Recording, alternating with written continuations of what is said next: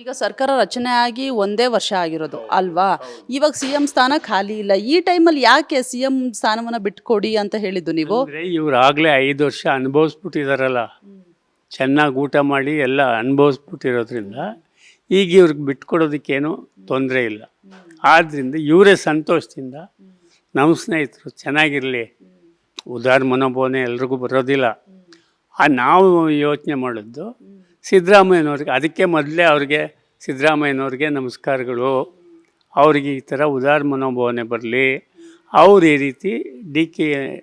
ಶಿವಕುಮಾರ್ ಅವ್ರನ್ನ ಮುಖ್ಯಮಂತ್ರಿ ಮಾಡಲಿ ಅಂತ ಅವ್ರಿಗೆ ನಾವು ಕೇಳ್ಕೊಂಡಿದ್ದು. ಓಕೆ, ಸಿದ್ದರಾಮಯ್ಯನವ್ರಿಗೆ ಉದಾರ ಮನಸ್ಥಿತಿ ಬಂದು ಬಿಟ್ಕೊಡ್ಲಿ ಅನ್ನೋದು ಬರೀ ನಿಮ್ಮ ವೈಯಕ್ತಿಕ ಅಭಿಪ್ರಾಯ ಮಾತ್ರನಾ? ಹೌದು ಹೌದು, ನಮ್ಮ ವೈಯಕ್ತಿಕ ಅಭಿಪ್ರಾಯ. ಅವರು ಉತ್ತಮರಾಗಿ ಒಳ್ಳೆಯವರಾಗಿ ಧರ್ಮಬುದ್ಧಿ ಇದ್ದರೆ ಬಿಟ್ಕೊಡ್ತಾರೆ. ಸ್ವಾರ್ಥಿಯಾಗಿ ಅಧಿಕಾರದ ಆಸೆ ಇದ್ದರೆ ಬಿಟ್ಕೊಡೋದು ಕಷ್ಟ. ಅವರೇ ಎತ್ಕೊಡ್ತಾರೆ ಬೇಕಾದ್ರೆ. ಇವಾಗ ಡಿ.ಕೆ. ಶಿವಕುಮಾರ್ ಅವರ ಬೆಂಬಲಿಗರು ಅಭಿಮಾನಿಗಳು ಕೂಡ ಸಾಕಷ್ಟು ಜನ ಇದ್ದಾರೆ. ಸಿಎಂ ಸಿದ್ದರಾಮಯ್ಯನವರ ಬೆಂಬಲಿಗ ಅಭಿಮಾನಿಗಳು ಸಾಕಷ್ಟು ಜನ ಇದ್ದಾರೆ. ಈಗ ಇವ್ರು ಬಿಟ್ಕೊಡ್ಬಾರ್ದು ಅನ್ನೋದು ಒಂದು ವಾದ ಇರುತ್ತೆ, ಇವರು ಡಿ.ಸಿ.ಎಂ ಸಿಎಂ ಆಗಲಿ ಅನ್ನೋದು ಕೂಡ ಇರುತ್ತೆ. ಇವಾಗ ನೀವು ಸಿಎಂ ಆಗಲಿ ಅವರು ಅಂತಲೂ ಕೂಡ ಹೇಳ್ತಿದ್ದೀರಾ.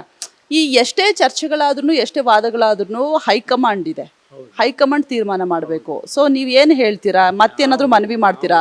ಜಗತ್ತಿಗೆ ಪರಮಾತ್ಮ ಒಬ್ಬನೇ ಸತ್ಯ. ಅವನ ಕೃಪೆ ಇದ್ದರೆ ಯಾವ್ದು ಏನು ಬೇಕಾದರೂ ಆಗ್ತದೆ. ಆದ್ದರಿಂದ ಪರಮಾತ್ಮ ನೀನು ಅಲ್ಲಿ ಹೈಕಮಾಂಡ್ಗೂ ಒಳ್ಳೆ ಬುದ್ಧಿ ಕೊಡು, ಸಿದ್ದರಾಮಯ್ಯನವ್ರಿಗೂ ಒಳ್ಳೆ ಬುದ್ಧಿ ಕೊಡು. ಈ ಸಾರಿ ಡಿ.ಕೆ. ಶಿವಕುಮಾರ್ ಅವರು ಸಿಎಂ ಆಗಿಬಿಡ್ಲಿ, ಏನು ನಿನ್ನ ಕೃಪೆ ಅಂತ ಅವ್ರನ್ನ ಪ್ರಾರ್ಥನೆ ಮಾಡೋದು. ಸರ್, ಈ ವಿಚಾರವಾಗಿ ಯಾರ್ದಾದ್ರೂ ಬೇರೆಯವ್ರದ್ದು ಒಪಿನಿಯನ್ ಇದೆಯಾ? ಏನಾದ್ರು ಒತ್ತಡ ಇದೆಯಾ ಸರ್? ತಗೊಂಡಿಲ್ಲ, ಯಾರ್ದು ನಾವು ಒಪ್ಪಿಗೆ ತಗೊಂಡಿಲ್ಲ.